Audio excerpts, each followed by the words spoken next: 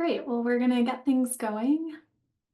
Welcome, everyone, to our webinar today on best practices and watchouts for federal grants with a real focus on takeaways and implications for the single audit. Glad to have you here today. My name is Emery Cowan. I work with the Watershed Research and Training Center and the Fire Adapted Communities Learning Network, and we're glad to be hosting this series with Jen Keller and Troy Rector from Clark Newber, who both have extensive experience with all things auditing. So we're really thankful to have them here with us today. They have a lot of information to get through, so I'm gonna pass it off to them in just a minute, but we're gonna start with a few quick Zoom reminders. We're going to be using the chat box for our interactive activities, and Jen and Troy said that they are willing to answer questions kind of throughout their presentation. So please pop those in the Q&A box, and whoever isn't presenting will try to write out some answers as they're going through things.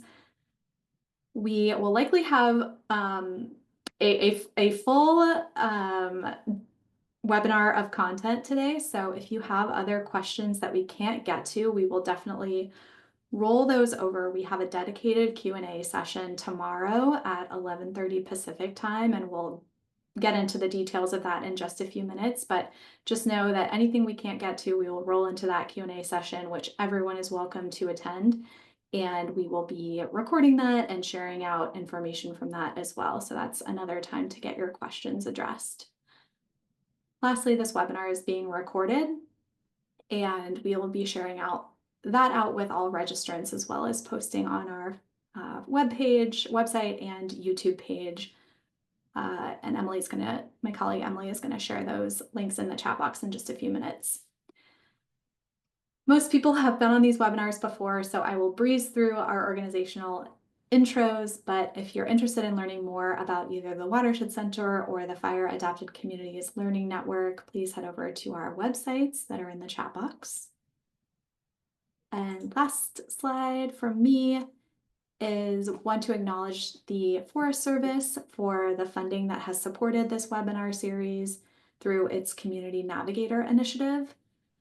FACNet and the Watershed Center have a few other resources and trainings that we've produced through our involvement in the Community Navigators initiative. Wanted to highlight our Navigating Match primer and then a match tracking template that we developed, as well as our Basics of Federal Grant Management series that we just wrapped up last week. It was a 4-part series, really going over a lot of the information that complements this presentation really nicely. So if you'd like to check that out, those are available on our YouTube page, which Emily is linking in the chat box as well.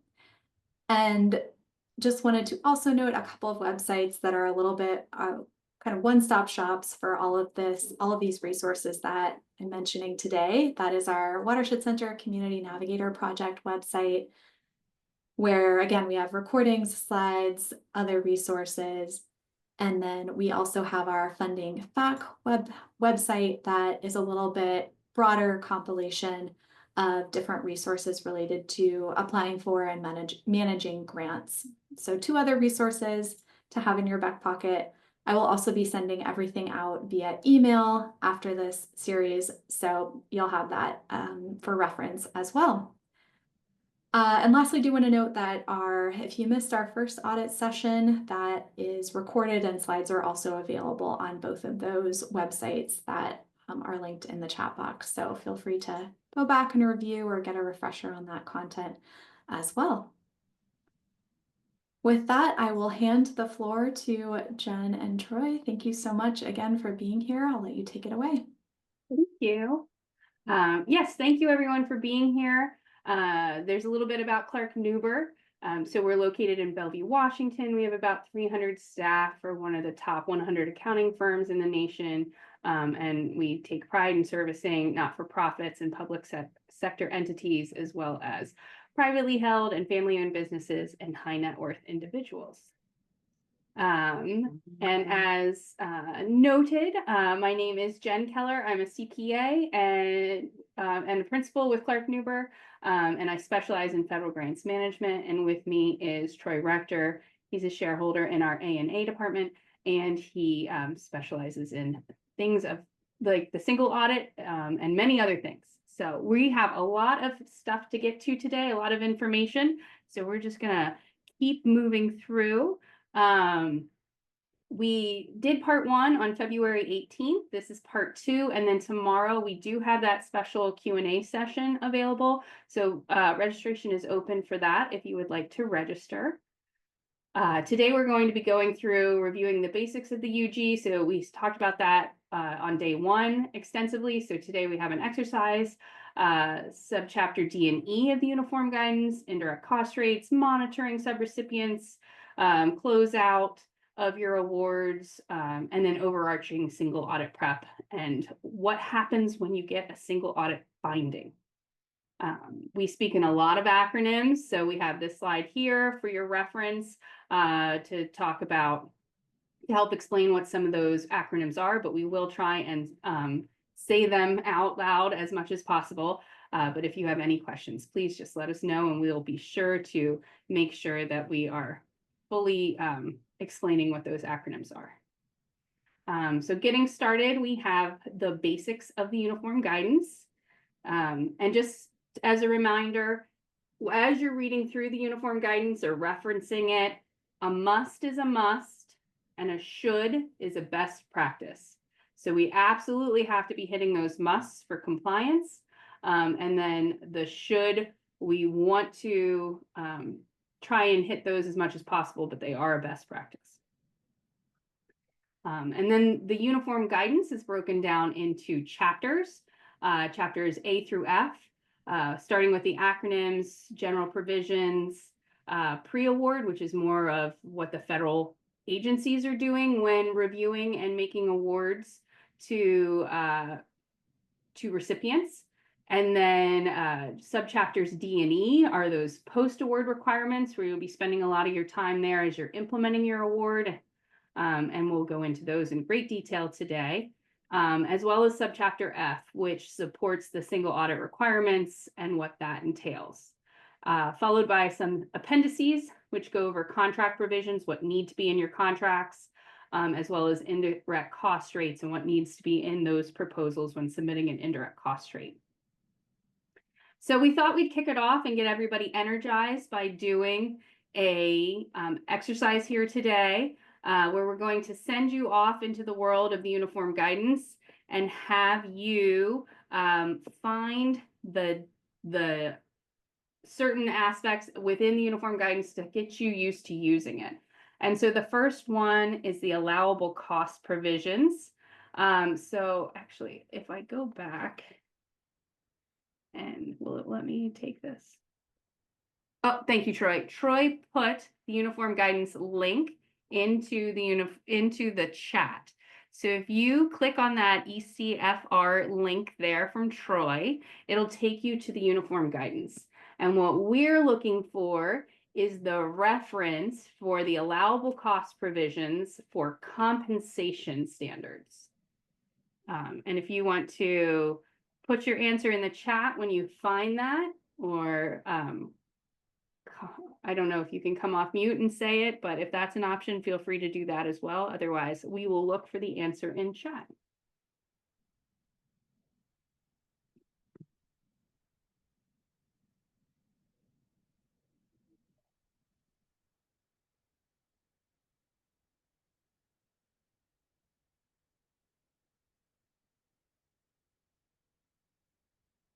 Okay, please put your answer in the chat box. So we have Subpart D compensation standards.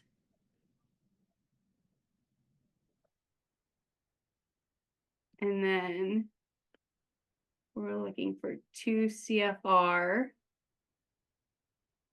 the reference for the within the uniform guidance for compensation standards.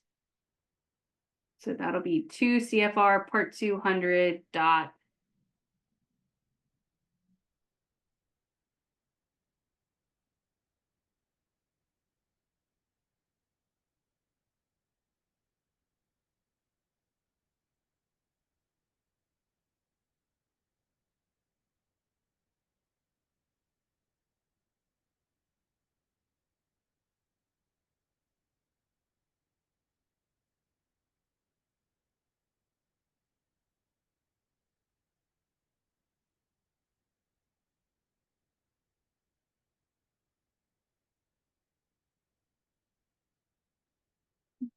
430.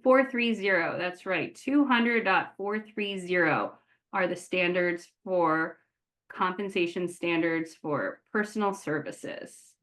Followed by 200.431 for compensation fringe benefits. And those two together are what make up how you're going to treat payroll costs.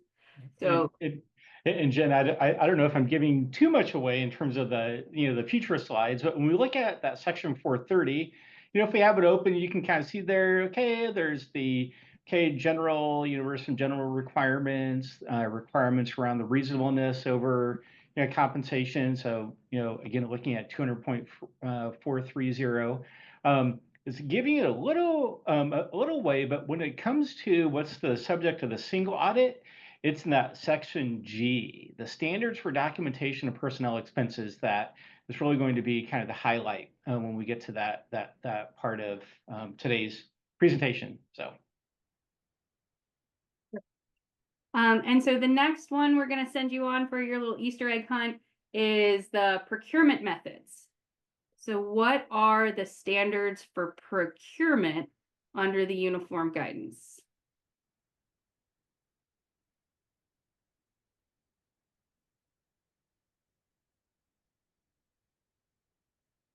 And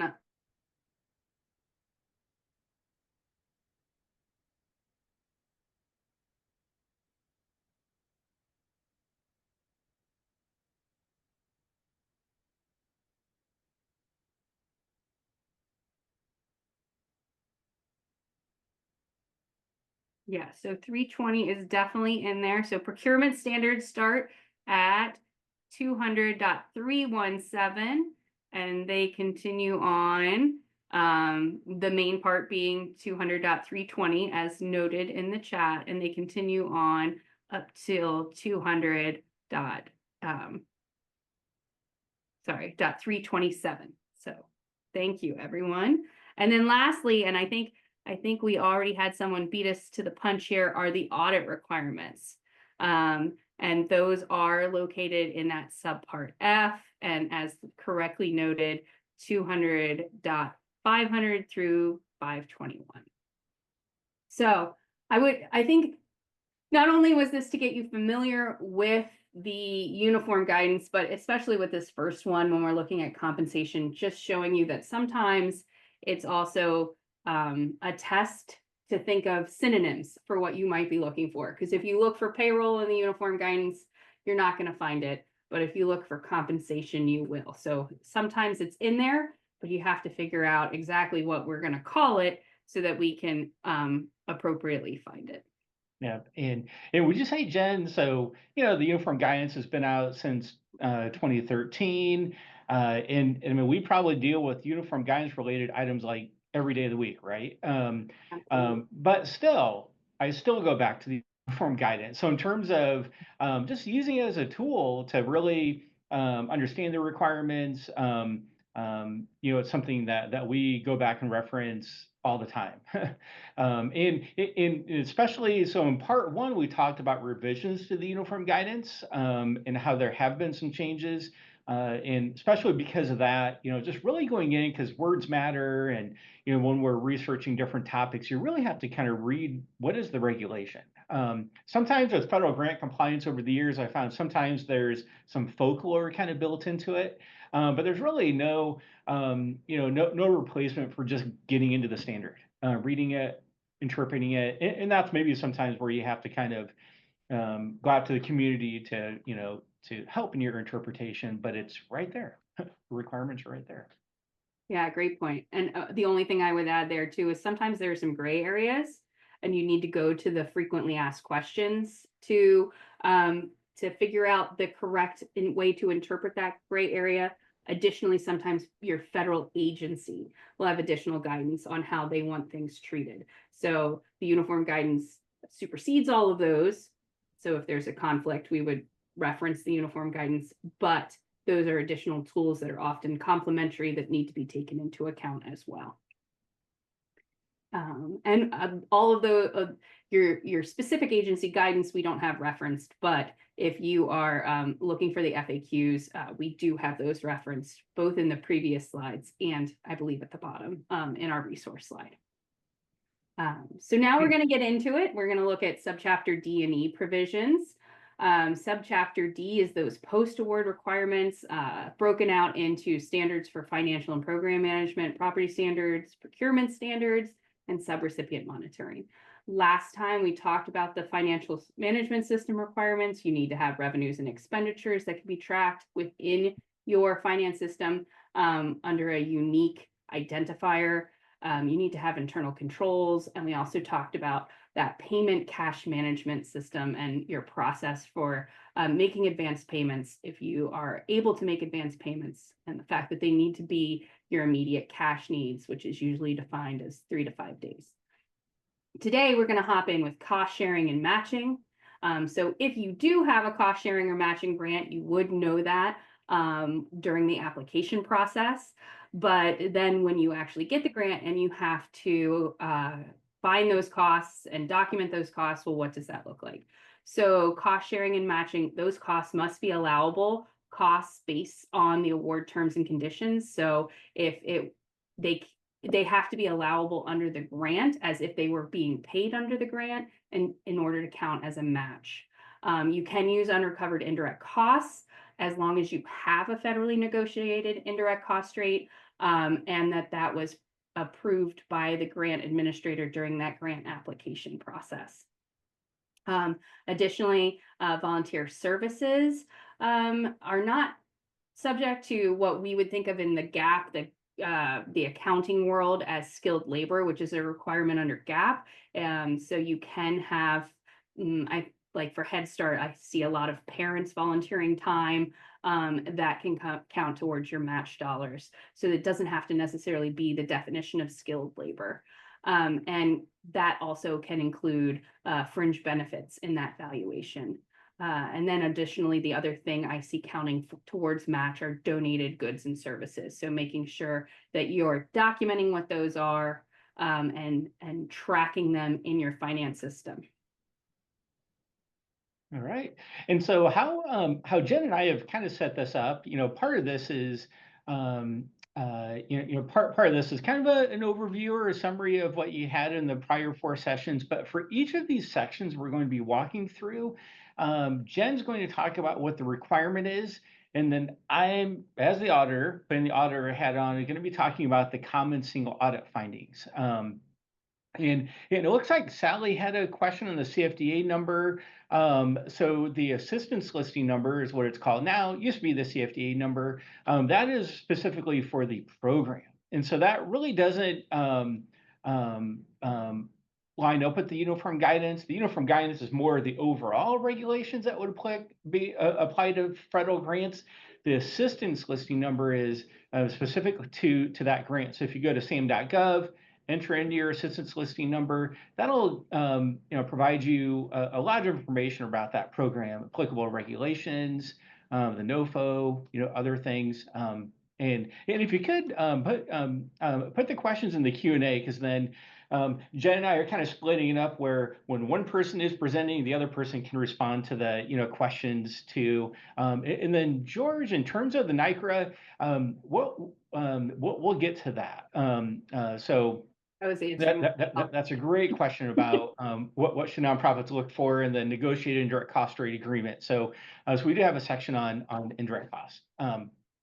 So we'll definitely get to that. In terms of getting back to matching cost and what are common findings, first of all, just making sure that from a grants management standpoint, you recognize that there is a match requirement.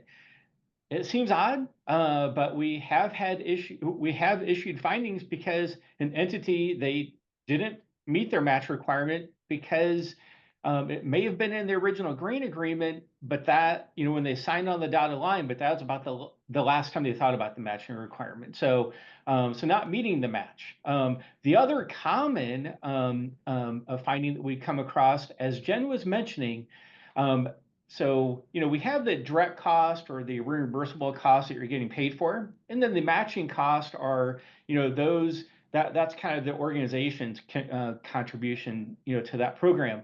From an auditing standpoint, we apply the same allowable cost criteria, the same program limitations to a matching cost as we do to the cost that you were paid for. And so actually, when we do our testing over matching cost, we take, in terms of our population of cost, our sampling of cost, we take the cost that you were paid for, the cost that you claimed as matching, and that's just, we put that into all one bucket.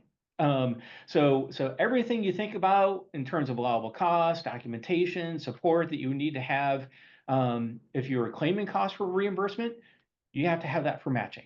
And that includes in kind. And so if you're claiming in kind, think about it from like a cost item. Well, you would want to know, what was the specific item that was contributed, if it was donated services, okay, who provided what were those days, what were the hours, what was the value that you assigned.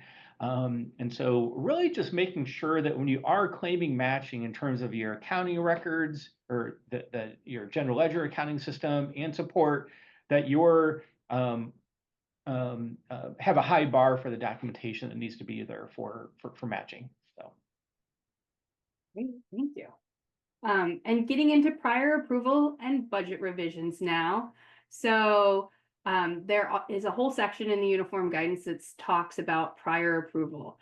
And this prior written approval, you will go to your grant administrator to receive this prior written approval. Ideally, you're including this in your grant application so that when that is approved, you are in essence getting that prior written approval. But if not, then you're going to them in advance of procuring or doing anything that requires written approval prior to actually doing it, which is the key here. And it's important because if not sought in advance, you could have a disallowance of the cost.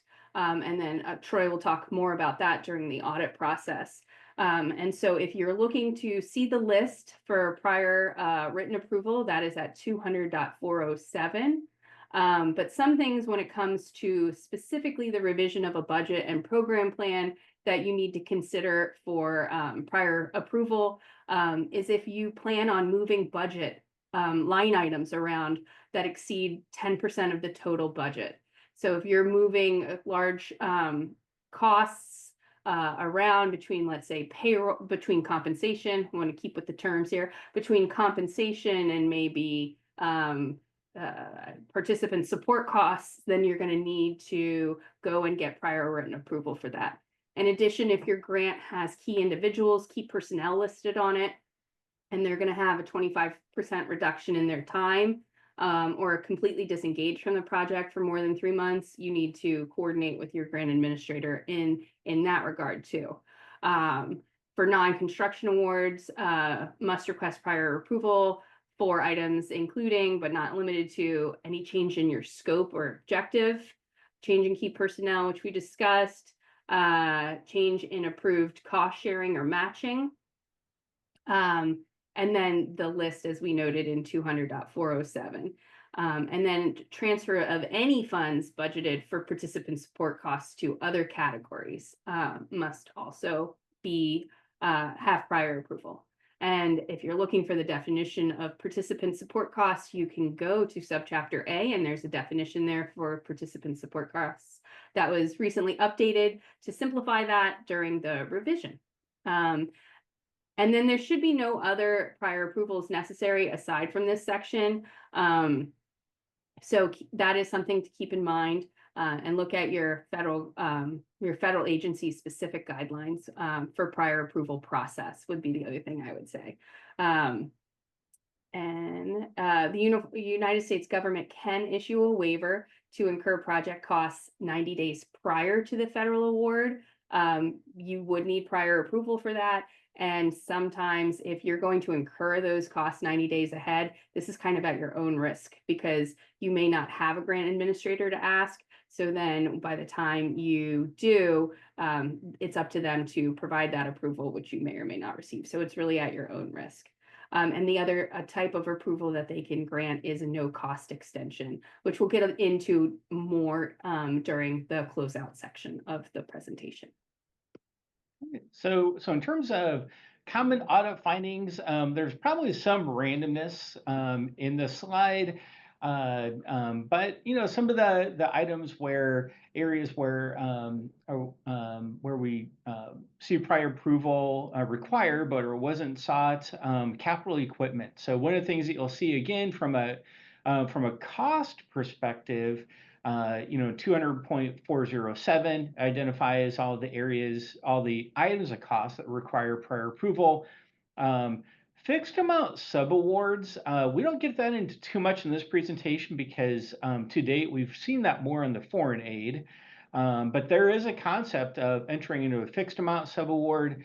If you're a pass-through entity where you're then making fixed amount subawards, there is the $500,000 threshold currently, but there's also a requirement to obtain prior approval. And then beyond that, so the key personnel, something that Jen was mentioning, where if there's a change in effort of more than 25% of a key personnel that's identifying the grant award, you at least need to get prior approval. And oftentimes how I see that work is, okay, you notify the grants officer that there's this change or there's an expected change, and then they communicate back saying, we approve that or thank you. So it's really just that simple thing of knowing, okay, there's this level of effort requirement, so we need to track that, and then we just need to have a policy of communicating with the grants officer when there's going to be that change. And it's one of those things that like pretty simple, when you think about it, but again, from an audit standpoint, and we mentioned in part one, a lot of these requirements aren't exactly intuitive, but once you kind of know that it's a requirement, then you work to get your policy procedure in place and you work to comply. So. Great. All right, property standards. So what are you doing with your real property and equipment? Those also have definitions within the uniform guidance. Equipment recently increased from $5,000 to $10,000. However, that is what you can, the limit to which you can set your capitalization policy within your organization. But if your capitalization defines equipment as anything under $5,000, maybe $2,500, then that is actually how you have defined equipment and how the auditors are going to define equipment. So you have the ability to define it as anything over $10,000, but if you've set your policy at $2,500, then anything over $2,500 for the purposes of the uniform guidance will be treated as equipment. So just keep that in mind. It is $10,000 or your capitalization threshold.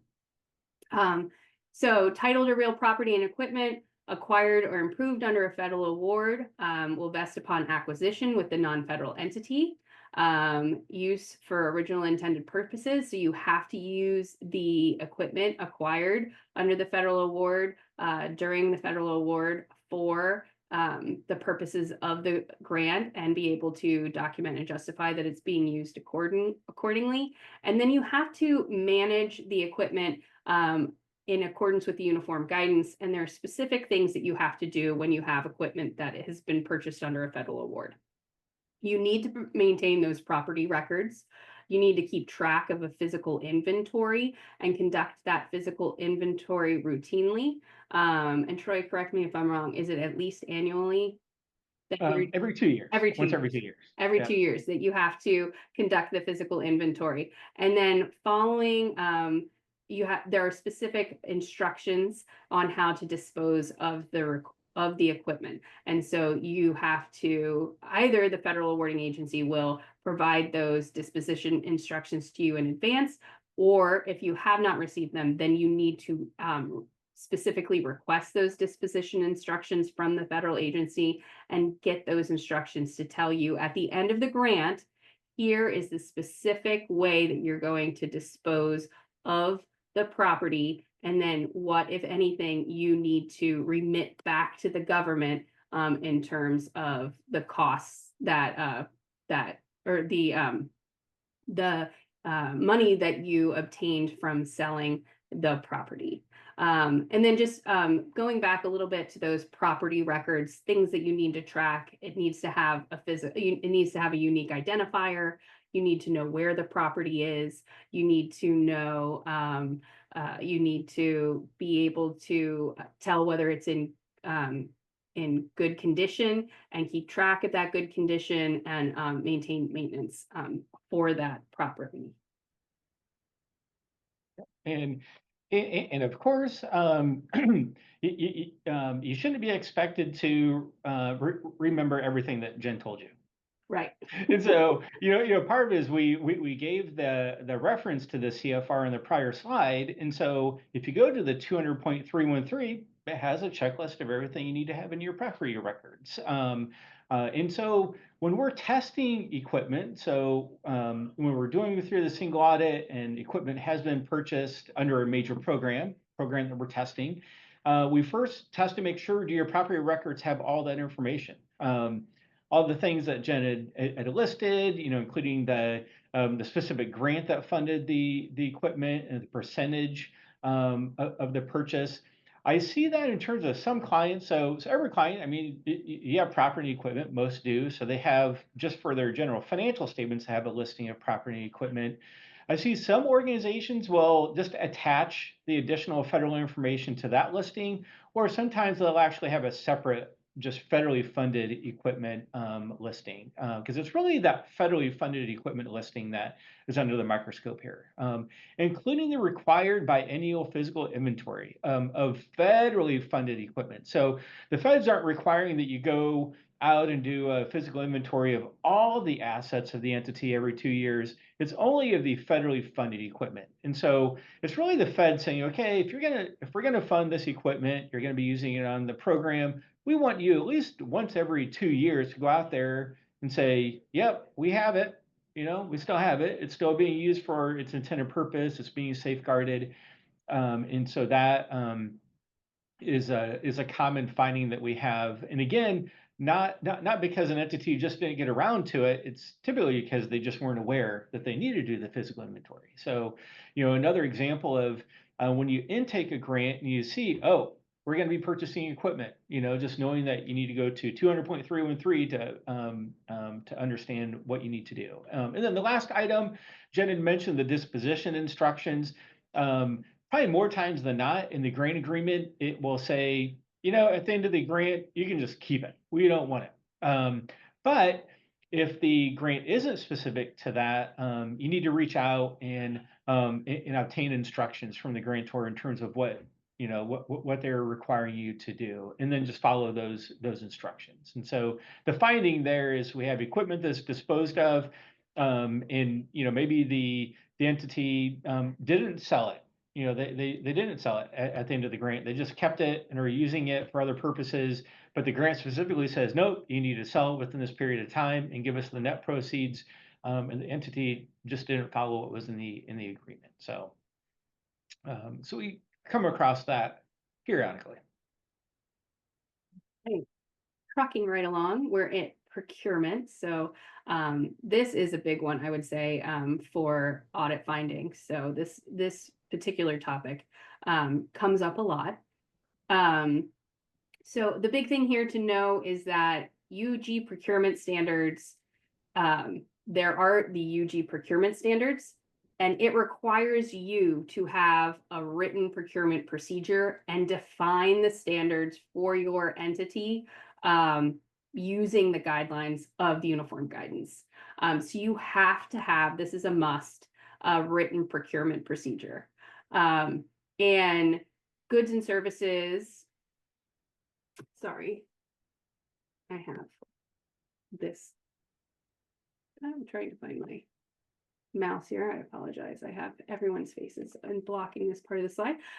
Goods and services charged to, the uniform guidance procurement standards apply to federal awards. They don't necessarily apply to non-federal programs or the indirect cost pool. But what we typically see is that entities create one procurement policy to avoid any kind of confusion when procuring, or maybe something was procured in the indirect cost pool and then gets moved to a federal award. And so if they had two policies, they would have procured it one way for the indirect cost pool and another for the federal award. And now there's a potential audit finding because the same procedures weren't followed. So typically what we see is a uniform policy for an entity, but in general, the uniform guidance requirements only apply to items purchased directly for the federal award.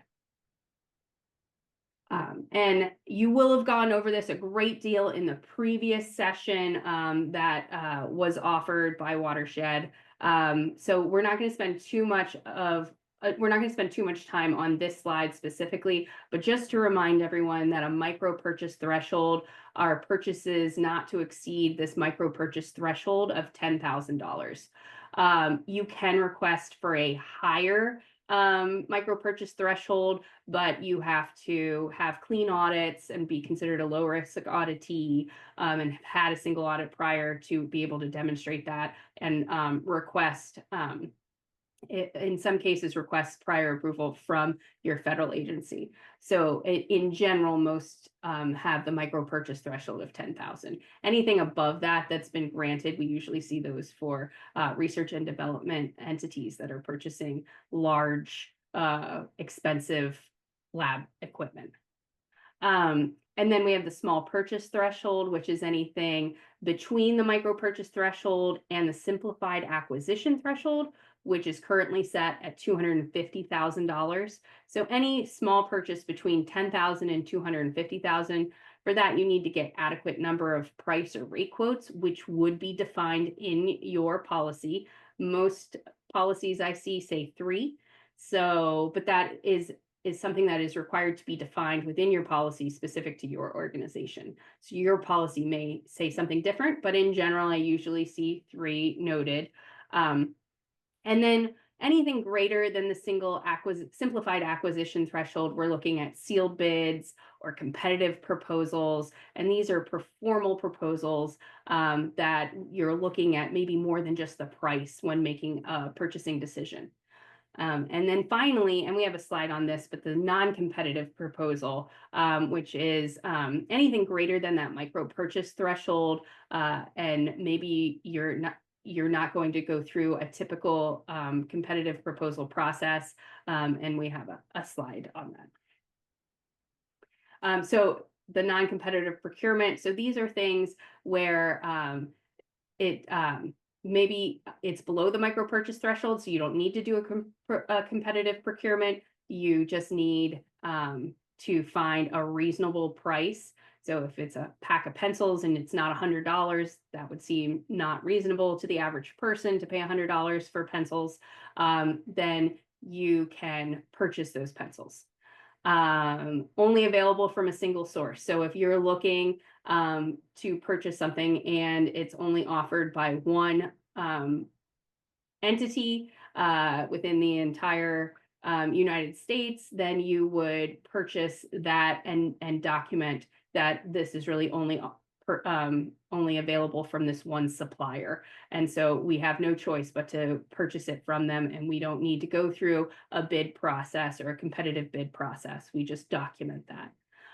If it's a public emergency, so this is really key. If it's a public emergency, not an internal emergency because we forgot to purchase it by accident. If it's a public emergency, so maybe there's a wildfire and you need something immediately for the purpose of protecting communities, providing the programming, you can go out with documentation and purchase without going through a competitive process.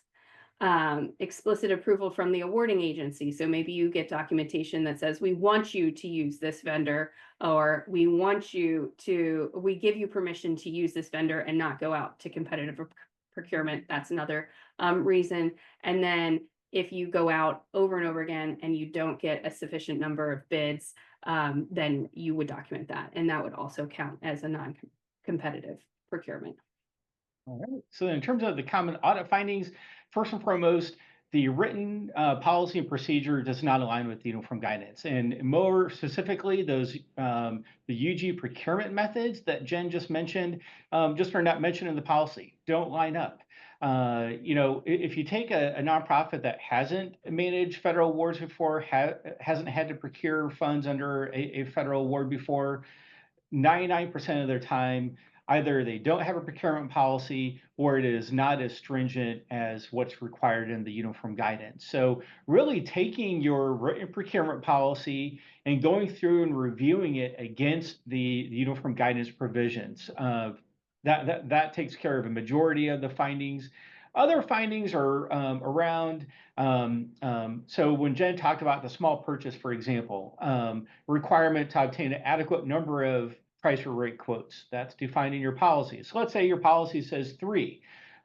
So when we come to audit the procurement, we not only want to see the price or rate quote from the winning bid, but we want to also see the other 2 price or rate quotes that you got. So really the history of the procurement, the non-competitive procurement, and we talked about written justification, that's high risk for non-compliance.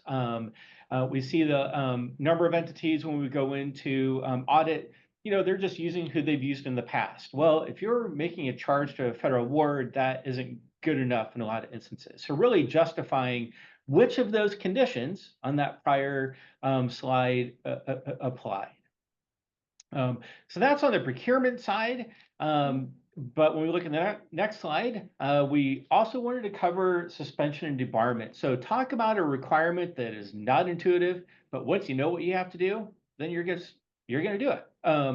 And so what the suspension and debarment is, it's a requirement that if you're entering into a procurement transaction, a covered transaction like a consultant agreement or some type of arrangement that is federally funded, so if that or procurement transaction contract is over $25,000, you have to do suspension and debarment procedures, which I'm going to get to. It also applies to all subawards.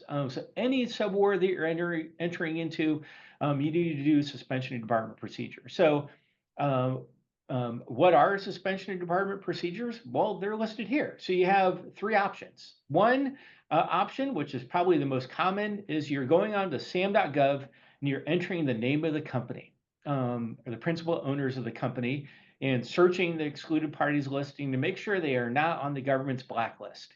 And that's simply, you do the search, you print off the results of the search, done. So literally something that takes just a couple of minutes. Another option is including a suspension and debarment clause in the vendor contract, or a standalone provision in the certification. So number one, having awareness of, okay, when do we need to do suspension and debarment procedures, and how are we going to do those? Very simple thing to do, a simple thing to test, but again, the common finding, if we go on to the next slide, is entities just not being aware that that's requirements, and they're just not being a check. And that, procurement is one of those items where it's kind of a point in time thing. If the procurement procedures weren't performed when we entered into that procurement, or suspension and debarment wasn't performed when we entered into that contract, you might be able to kind of put together documentation to try to support compliance, but it's really at that time you're doing the procurement, time you're entering into the transaction is when you need to be doing these things. And now we're going to get into subrecipient monitoring. So again, this was covered in one of the prior sessions that there's a recording for, but this is another area where we see a lot of audit findings, so we wanted to make sure we gave it some time in this presentation. We're focusing on subrecipients. So that's an entity that receives a subaward from a pass-through entity. So a prime gets an award and they become the pass-through entity when they're passing those dollars through. And one of the means in which they can pass those dollars through is to a subrecipient to carry out part of a federal award. And this does not include a subrecipient would not be an individual or a beneficiary. And there's often a lot of confusion between subrecipient and contractor. So we're going to talk about how to distinguish between the two. So here, as I said, is that hierarchy of funding. So the federal agency gives money to the prime or the pass-through entity, that PTE. And then the pass-through entity, in implementing their award, gives money through to a beneficiary.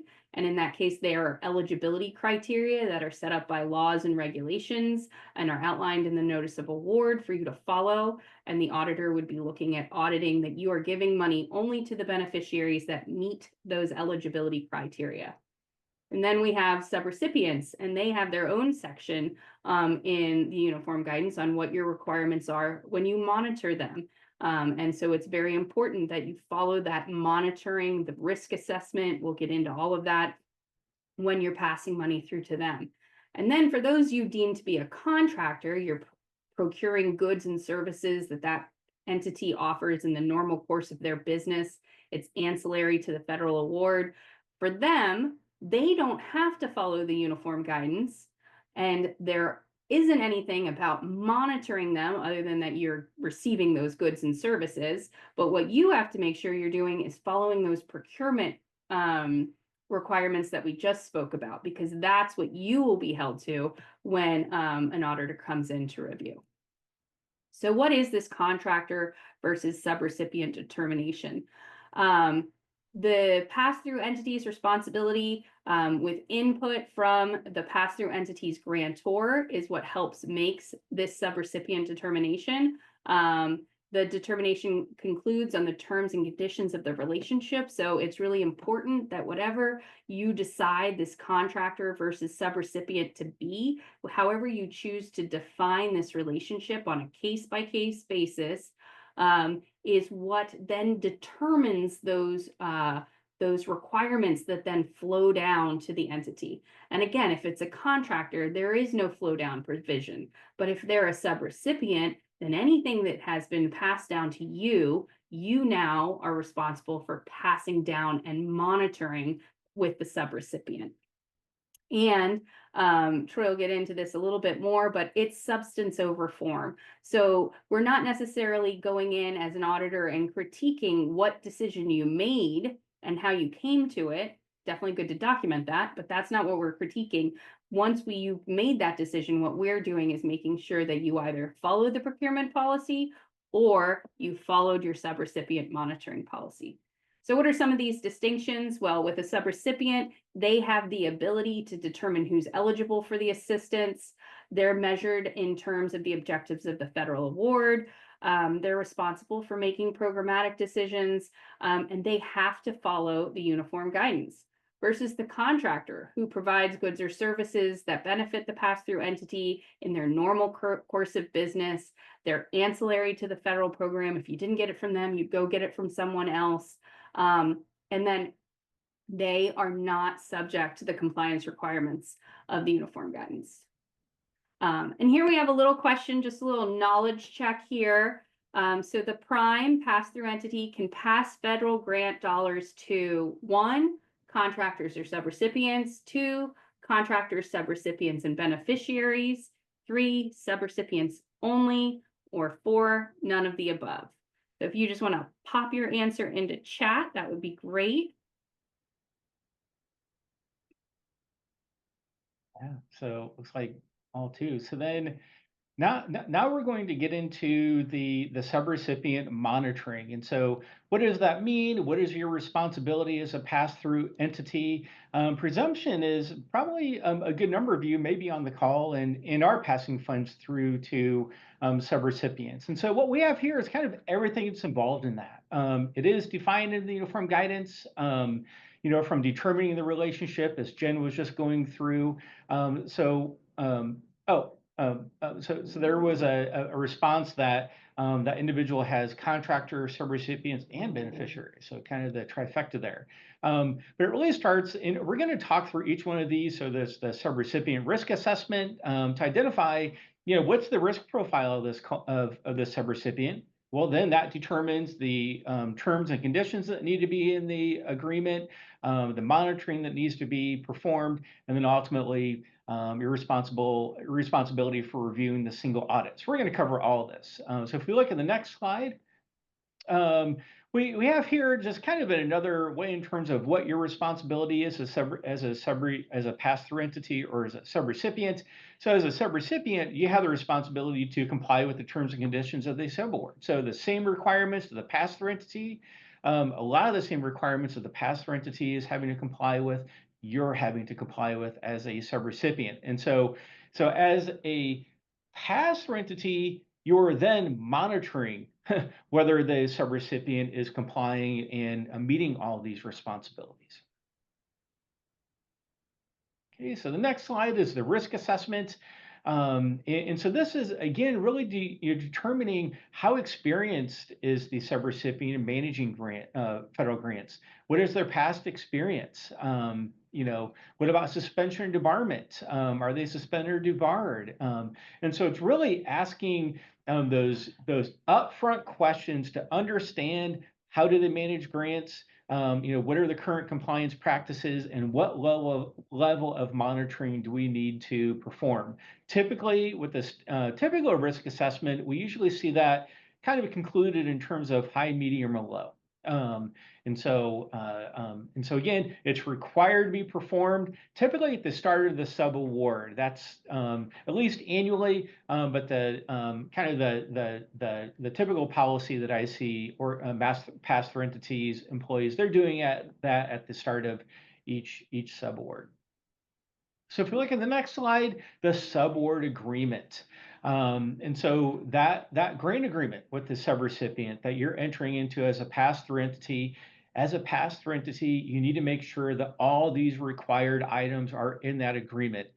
Simply said, take your current subaward agreement and start crossing off the list here. And we have the bullet pointed items as some of the kind of the key items that need to be included in there, but that's the federal program name, assistance listing number, reference to 2 CFR 200. And I'm going to get to this in terms of the audit, but as you can guess, we go through and make sure the subaward agreement has those required terms.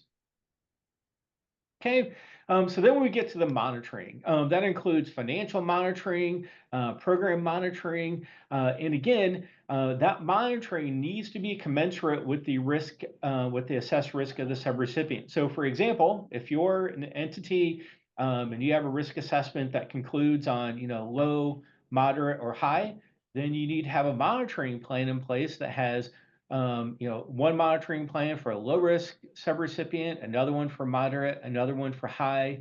And what we have listed here are really the 50,000 foot level items that subrecipient monitoring activities. But again, it's really going to depend on the risk assessment of the subrecipient.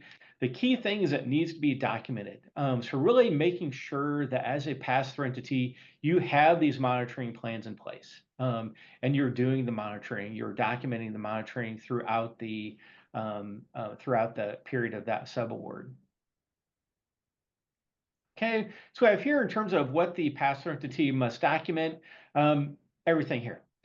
And so really using this as a checklist, the risk assessment, the monitoring plan, the subaward agreement, making sure that includes all the required items. We're going to get to reviewing the subrecipient single audit, but of course, that's another item that you need to do. So again, as the pass-through entity, you're the grantor. So you have the responsibility for overseeing the subrecipient, making sure, overseeing their compliance, identifying non-compliance if that occurs, and following up. Okay, so just as a pass-through entity, just as you as a pass-through entity may have a single audit performed, well, your subrecipient may have one performed as well. And so as the subrecipient or as a pass-through entity, you have the responsibility for obtaining the subrecipient's single audit. They can either give that to you or you can go onto the Federal Audit Clearinghouse. But that's a matter of obtaining the single audit and reviewing to determine, number one, what are the audit results? Are there audit findings that might impact our risk assessment? But then also looking at it to see, are there any audit findings that are related to our grants that we provided the subrecipient? If there are, you have the responsibility as a pass-through entity to issue a management decision within 6 months. So really, I believe we cover this in the next slide. So we have the remedies for non-compliance here. So this is right out of the uniform guidance. It kind of identifies what your remedies are. But in that management decision letter, that's really just identifying, okay, what is the issue here? What's the corrective action? If the finding had question cost, are we going to require them to pay that back? What follow-up monitoring might we do over that subrecipient? So it's issuing that management decision letter to document your conclusion on that finding. Okay, so then a little bonus here, we have FAFATA reporting. So this is required if you are the prime, meaning that you have the award directly with the federal government. And then you're passing funds through to a sub recipient where that subaward is over $30,000. If that is the case, and 2 CFR Part 170 is referenced in your agreement, which most of the time it will be, you're required to record that subaward into the FSRS system. And so probably like a lot of what these trainings have been is making awareness that, hey, this is a requirement. This is something we need to learn a little bit more about.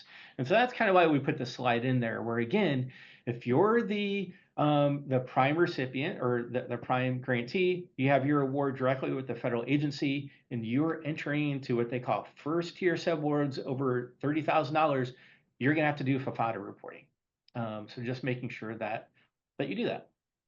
Okay, so common findings in the subrecipient monitoring, the subaward agreement, again, a very easy test for us to do.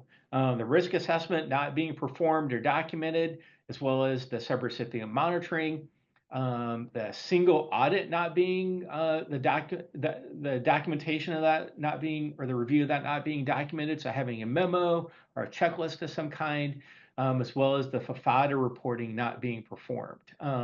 And again, the FAFATA is something that you just need to be aware of and do. You actually have the end of the month following when you enter into that subaward to do the FAFATA reporting. So being aware that it needs to be done and getting it done.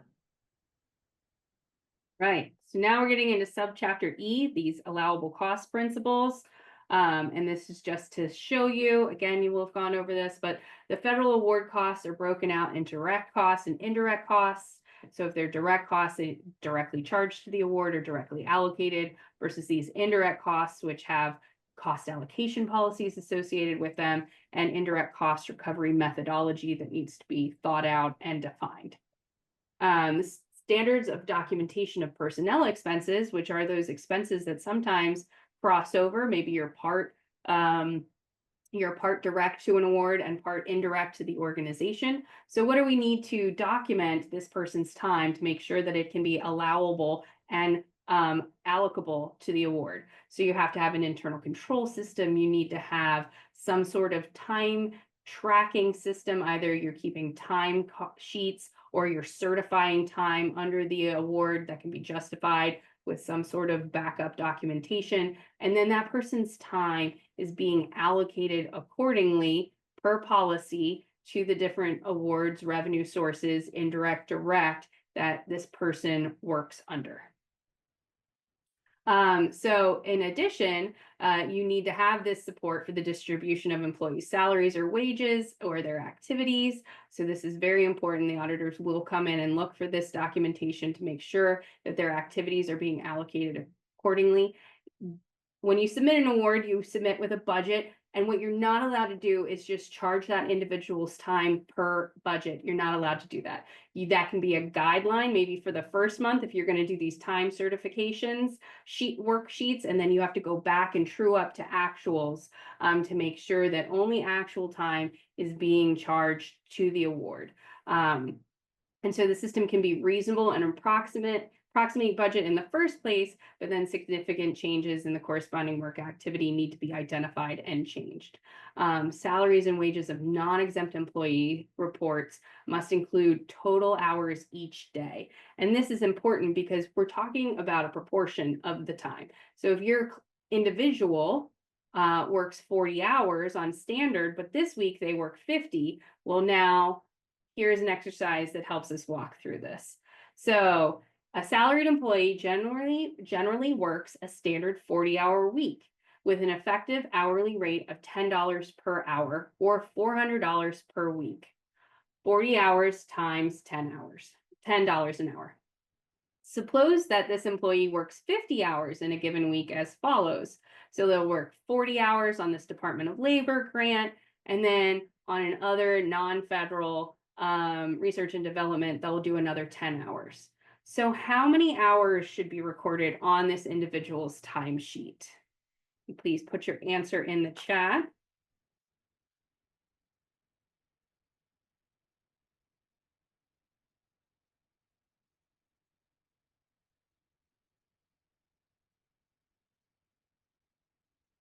Correct. 50 hours should be recorded on the timesheet.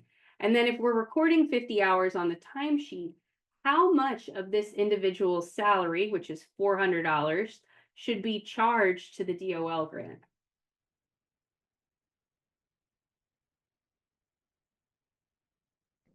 And you probably weren't expecting to have to do math in today's webinar.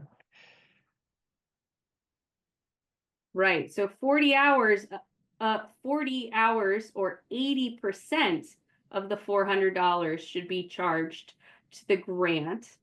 But the other 20% of that $400, so $80 of that person's salary would not be charged to the DOL grant. So we have $320 charged to the DOL grant. And for this week, another $80 would be charged to that non-federal entity other cost category. So even though they worked 40 hours, which is the standard hours for the week, you can't charge the total salary to the grant because it's proportionate to their total hours worked. And this is also the case with fringe benefits. So they need to correspond with that allocation of the time benefit attributed to the employees and their salaries. So you would allocate fringe benefits in the exact same way. And fringe benefits are leave, employee insurance, pension, and unemployment benefits. Okay. So in terms of common findings, the most common finding we have is the allocation of wages are just based on budgeted estimates. So there's actually no time and effort reporting. There's no timesheet or time and effort certification. There's nothing that actually compares that budget estimate to how the employee spent their time. The other item that sometimes is identified or can kind of get sticky is if, let's say, finance is essentially say, okay, employee, this is how we have your time budgeted. This is how you will, complete your timesheet. This is how you will allocate your time. Again, it needs to be based on actual effort. What did the employee do? So in terms of how you satisfy that documentation, the uniform guidance stops short of telling you exactly how to do that because it recognizes that over tens of thousands of grant recipients across the country, there's going to be a lot of different systems. And so the uniform guidance is really more of a standards-based approach than just making sure that however you do it, you meet that standard. And I know that when we're going in and kind of helping organizations with federal, single audit preparedness, managing federal grants, time and effort is like the first thing that we cover because, that's the first issue that if we have a finding, there are a lot of times going to be question cost. And it could be in a situation where the grantor says, okay, write us a check. And of course, we're going to get to that on the single audit findings, but this is a huge area because almost every grant has wages charged in some degree or another. Great. So travel costs, 200.475. Again, you want to have a written travel cost policy, and this covers transportation, lodging, subsistence, and related items incurred by the traveler for business purposes. And you can either charge that based on actual costs with receipts or based on per diem or mileage basis in lieu of actual costs incurred. And if you're looking at per diem rates, the federal government has per diem rate websites, as well as the IRS has the standard for mileage. But whatever you choose, it must be consistent with a federal entity's written travel policy. And then airfare has to be the basic least expensive coach seat that you can get. There are certain exceptions to this, but in general, that is the only thing that is considered allowable under a grant. So that is your travel language. Other items of costs. So these are items that affect allowability of costs. So that's 200.403. And then how to allocate those costs, which we've talked a lot about, is 200.405. So that goes into making sure that the benefit of the cost is going only to the programs that receive that benefit. Additionally, there's some unallowable costs like alcohol, which really goes back to that travel policy. If you're getting receipts and reimbursing for actual costs, we want to make sure that nowhere in there is alcohol included. We want to make sure that we're taking that out and not reimbursing for alcohol, because alcohol is an unallowable cost under all federal awards.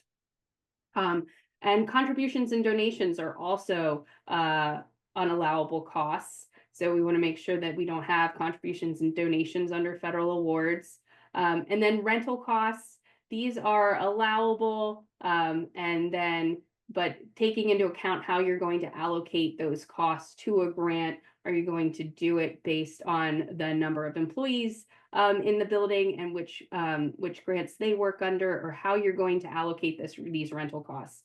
So there's a lot of different specific costs and the treatment of those costs, which are more clearly defined in the uniform guidance. And so just giving you an idea that that exists and where to go to look for those specific references. Yep. So in terms of common audit findings, lack of supporting documentation, lack of documented approval. When we do single audit testing over cost, we select a sample. And the sampling guidance is set up to where we're going into there expecting there to be no exception. So we're expecting that every one of the 25 transactions or 40 transactions we're selected for testing, there's going to be supporting documentation and there's going to be approval. And so the thing with the single audit is if you have 2 or more transactions where there isn't supporting documentation or there isn't documented approval, the sampling standards that we follow say there's something going on here. And likely there's an internal control weakness of some kind. And so, it really requires, close review of making sure that every transaction has documentation and every transaction has been approved. For allocation of cost, making sure that the model itself is sound. And so making sure that for any item of cost, all the activities that benefited from that cost are being allocated a portion of that cost, and not just the activities that are going to pay for it, but everybody gets allocated that item of cost, whether you pay for it or not. The allocation model, so let's say you're allocating rent across activities and using FTE as a basis or square footage.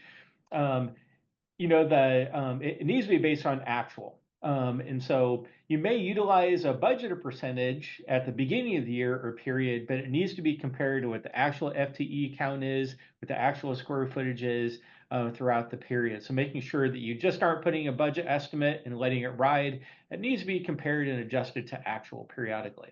And then this last one is determined in accordance with generally accepted accounting principles. So that would be like you enter into a subscription agreement towards the end of the grant for a subscription period that actually goes beyond the period of award. Well, for that portion from a GAAP standpoint, think about prepaid cost. For that portion of the cost that extended beyond the end of the award, that would be unallowable. So another thing to think about when you're charging costs.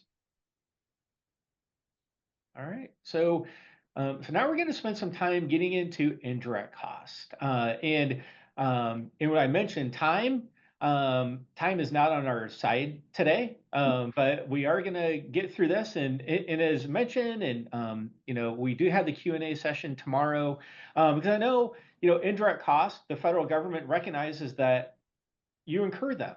That you incur indirect costs and that you should be paid for those indirect costs. But there are several different methods that give you differing amounts of indirect cost recovery.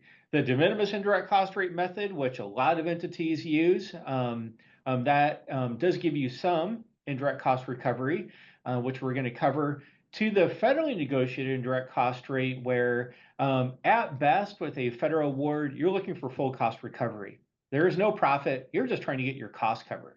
And the federally negotiated rate is the best way to do that. I know George had a question in terms of, when should you go for the a negotiated indirect cost? So being that $3 sign kind of bucket there, that is only available when you have a direct award with the federal agency. And so we work with a good number of entities where they actually don't have a direct award with the federal agency. Instead, all of their funding comes through pass-through entities. And so, that's first and foremost, you have to have a direct federal award with the agency. The prompt to negotiate a federal indirect cost rate is usually when you're applying for that federal award and budgeting for indirect recovery for something higher than the de minimis rate. And if you're successful in getting that award, that direct award, you have typically 90 days after the signing on the dotted line to submit your indirect cost rate proposal. And so Jen and I could have spent this 90 minutes talking about indirect cost. We actually have before. But maybe in the Q&A session tomorrow, we can pick up other questions you might have, because I don't want to discount the area. So when we talk about indirect cost rate, it's simply applying a percentage against the direct cost base, so the direct cost of your individual federal program, to come up with the amount of recovery. So if you look at the de minimis rate, something that came out a number of years ago, was recently, in terms of last year, increased to 15%. We talked about this in part one in terms of, when can you use that 15%?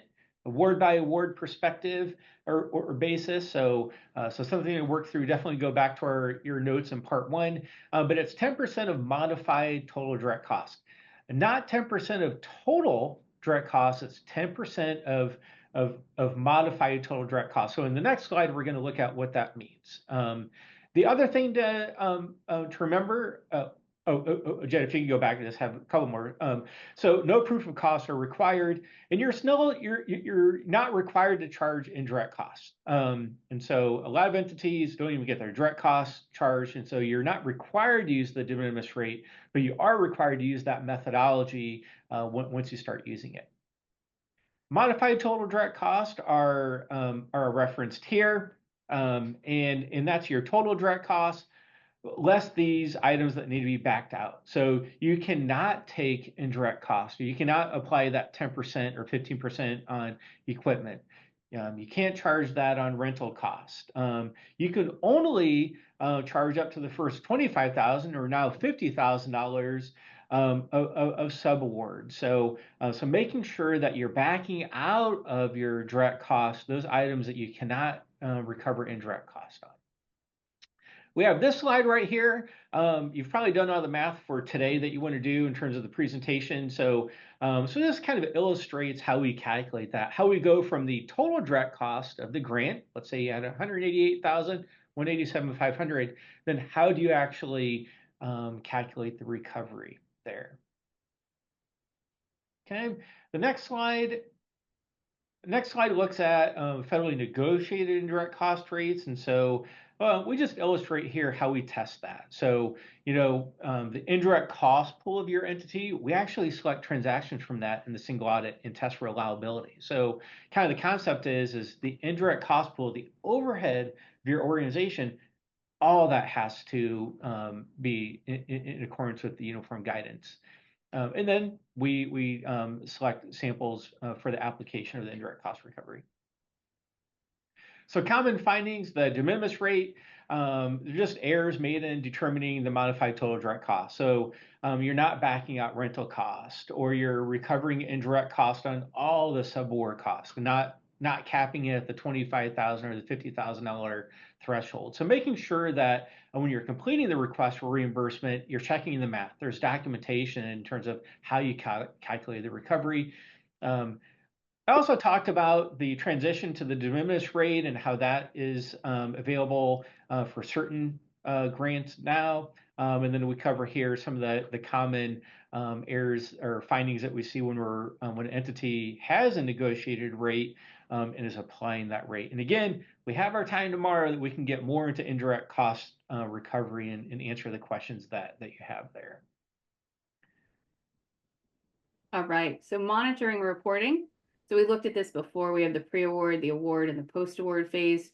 We're going to talk about this second item in the post-award phase, this monitoring and reporting and closeout. So what you want to be doing during the grant is definitely making sure that you're monitoring and documenting activities, budgets, subrecipients, making sure you're getting your goods and services from your contractors and vendors, communicating with your grant administrator when necessary, getting those prior approvals, making sure that your documentation is thorough and in a central location where all of those who are working on the audit or involved in the program that should have access to this information and are able to receive technical assistance under this grant. You want to make sure that you're periodically reviewing expenditures to ensure that they are allocable, allowable, and reasonable. So we want to make sure that we hit those 3 points because those are the key in the uniform guidance to making sure that those costs are allowable under the award. Meeting reporting deadlines is crucial. So I always say it's better to report on time and then go back and do a revision if necessary than to wait and miss the deadline and to send in one report that's perfect. We want to make sure that we are hitting these reporting deadlines, even if we have to go back and revise, because auditors are going to match that deadline to the deadline. And if you didn't make it, it's a potential finding. You're going to need to attach any supporting documentation that you have or that is required maybe in your special conditions, and know where and when to submit those documents. I think we talked earlier about, or in the last session, on a cheat sheet. These are things that you definitely want to put on that cheat sheet so you know exactly what website or who to email your reports to and what those deadlines are. And then making sure you know how to perform your drawdowns, especially in today's context. We're going to make sure that we're up to date on our drawdowns and have received either in advance appropriately or in reimbursement all that we can on a timely basis. And then I like to just point out that your programs should be collaborating with your financial team, and that the uniform guidance does require that program reports, at least on an annual basis, contain financial figures. So we want to make sure that whatever you're reporting on your financial reports also matches what you're reporting in your programmatic ones. So when do you submit reports? So you have your reports that are being submitted no less than annually and no more than quarterly. So if you're a high risk grantee, they can't make you send in weekly reports. The most they would be able to require is quarterly. And then annual reports are due no later than 90 calendar days after the reporting period. So if you have a multi-year grant, that annual report due 90 days after. Quarterly or semi-annual reports are due no later than 30 days after the reporting period. And then when possible, they'd like to coordinate the due dates for financial and programmatic reports so that they align. Recipients and subrecipients are responsible for the oversight and management of activities under their respective grants to make sure that they're aligned with the awards and its objectives. So if you're the pass-through entity, you're checking on your activities and the subrecipients, but the subrecipient should also be verifying that they're in compliance as well. A little bit more about this, what should appear in that programmatic report. So we want to make sure that we have that financial data aligned with the programmatic data, that we're talking about the accomplishments of our performance goals and objectives, a comparison of accomplishments to the objectives of the federal award for the reporting period under reporting. So we want to compare costs to units of accomplishments when possible. And then the federal agency should include all your performance requirements when it comes to reporting. So making sure that you're addressing each one of those. Explanations on why established goals or objectives were not met, and additional information when necessary on any cost overruns. Reporting requirements must clearly indicate the standard against which you will be measured. So we want to make sure that if you haven't received that from your federal agency, that you know what those performance requirements are. And then entering into this closeout process. So are you ready for a closeout process? So we talked about this no cost extension without much back and forth. If you need up to a year no cost extension, that's something that historically the federal agencies have been very amenable to. This means that you aren't going to get more money, but you can use the existing funds that you have to extend the program up to a year to meet those performance obligations. And you can get this if you can justify that you need it to complete the performance obligations of the grant, not necessarily if you just need to spend the rest of the funds down. But usually it's a quick ask to the grant administrator, and historically has not been too serious a request for up to a year. You have to ensure in order to close out that your obligations have been met. You have to return any unused funds if you have them. And then there's a host of reports here that you have to include in your final report. So your SF-425, your final financial report, final programmatic report. If you have personal property or real property that you purchased under the grant, there are final reports for those. And then a closeout letter and any other requested documentation from the grantor. All right. And then when do you report that, when do you have to do this? Well, you have to submit your report as the pass-through entity within 120 days, but the subrecipient has to submit their final to you within 90 days. And there can be an extension granted, but these are pretty firm rules. And you have to make sure that during this time you've liquidated all your financial obligations and refunded any unobligated funds that you might have. Just so you know that even though you've closed this award, your audit will probably likely follow after the closeout covering this period. And so this does not preclude the federal government from coming back and recouping any question costs, even though you've officially closed out the award. All right, so now on to the single audit.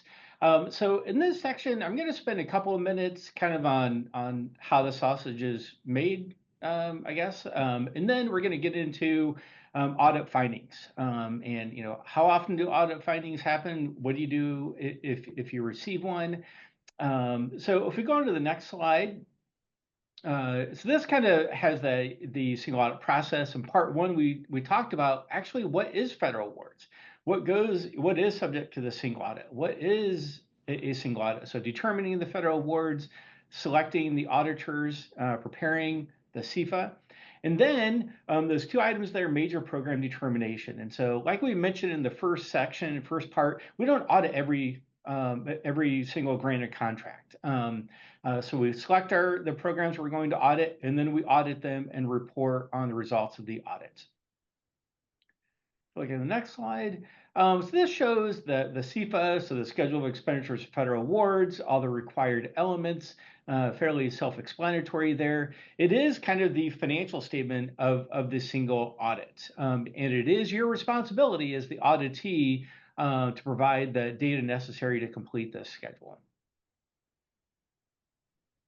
Okay, so we have an illustration of what that looks like. We can see the federal program name, assistance listing number, amounts passed through to subrecipients, and then the total federal expenditure. So obviously, the amounts passed through to subrecipients is just going to be a subset of that last column. Okay, so the major program determination, again, a topic that we could have spent the hour and a half on. That's probably most relevant for auditors. As an auditee, if you really have the question of, which of my programs are going to be audited this year, talk to your auditor. If they know the federal awards you're administering and what the estimated expenditures are for the year, they should be able to at least have a preliminary discussion of those programs that are going to be audited. And again, we aren't auditing every granted contract typically. We're just auditing a subset of those. Okay, so what does auditing the major program entail? it entails getting the grant agreements, getting the collateral for that grant to understand the program, getting the details of the GL, maybe eligible populations. So getting the things that we need to make our sample selections, so then we can come in and test and conclude on an activity. So again, most of the testing that we do in the single audit is testing samples. Okay, so this lines up with kind of what we talked about in the first one, in the first session, is really, setting up your systems, your policies and procedures to comply. The single audit can be somewhat unforgiving when it comes to, the sampling and just making sure all the documentation is there, your accounting software set up, policies and procedures. So it's really knowing your federal awards and the uniform guidance in and out, inside and out is going to be the best way of preparing for the single audit. Okay, so we kind of have that. We have that listed here. Okay. So then in the next couple of slides, we're going to go through the OMB compliance supplement. That is the required tool that auditors are required to follow. And so we can put in the chat the new link, because that's actually been changed over just the last month or so, the compliance supplement. But if we go on to the next slide, we have the different parts. Part 3 identifies the suggested audit procedures, so kind of the audit steps that we follow. Part 4 may give you information on your specific program. So Part 4 is used by auditors in auditing specific programs. So checking Part 4 to see if your program is in there, and then looking at Part 3 for the suggested audit procedures. Okay, then we can skip past that. Oh, yep. So we have the auditor responsibility. Again, all of this is in subpart F, and then we have the auditor's responsibility there. The schedule of findings and question cost, that kind of summarizes the results of the audit. Okay, so implication of single audit findings, and certainly a topic that we can discuss more tomorrow. So this identifies when are we required to report either an internal control finding or a compliance finding. The next slide identifies the key required elements of that finding, that gives the reader, so the granting agency, perspective. And then what if you have a finding? So these are all the different steps, remedies that are available. I think the last time we looked at the statistics, about 25 to 30% of single audits had a finding. So it isn't unusual to have a finding, but it certainly kind of elevates the issue. And so we have there the, so the auditors report the finding. From there on out, you're working with the grantor in terms of what is the next step here. There is an appeals process that's identifying the grant. And one of the things that you submit in terms of the single audit is you have a chance to put your voice into it. What is your corrective action plan? Do you agree with the findings? So that is required to go in with the single audit reporting package.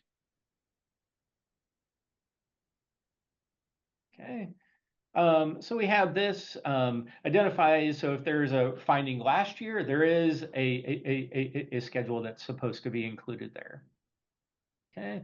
I think that should take us. We have a data collection form. That is how the single audit gets submitted to the federal audit clearinghouse. It's usually the auditor that initiates that, but at some point, as the auditee, you'll need to sign off and certify. So I think I'm going to kick it over to Emery to do some closing comments here. Yeah, thanks so much, Jenna and Troy. That was, absolutely a wealth of information. So just want to re-emphasize to folks that we have that dedicated Q&A session tomorrow. Emily's putting the link in the chat for that. So please do try to attend. We'll have it recorded so that we can also share that out with folks. And I'm going to send an email out with that information. If you aren't able to make it tomorrow and would like us to relay some questions to Jen and Troy that then we can send out in our recording to everyone, please feel free to do that. Thank you again for attending. The slide here is just, once again, links to our FactNet website and our Community Navigators Project webpage, where we will have all of these recordings and resources cataloged. And looks like Troy has kind of another important resource to share here that I'll also capture in a follow-up email. Yeah. But thank you again. Yeah. Oh, sorry, Emery. That and that's the compliance supplement that I just mentioned a couple of slides ago. Yep. Brilliant. Thank you so much. But thanks again to everyone for attending, and thanks to Jen and Troy for leading us through an awesome presentation. Hope everyone has a good rest of the day.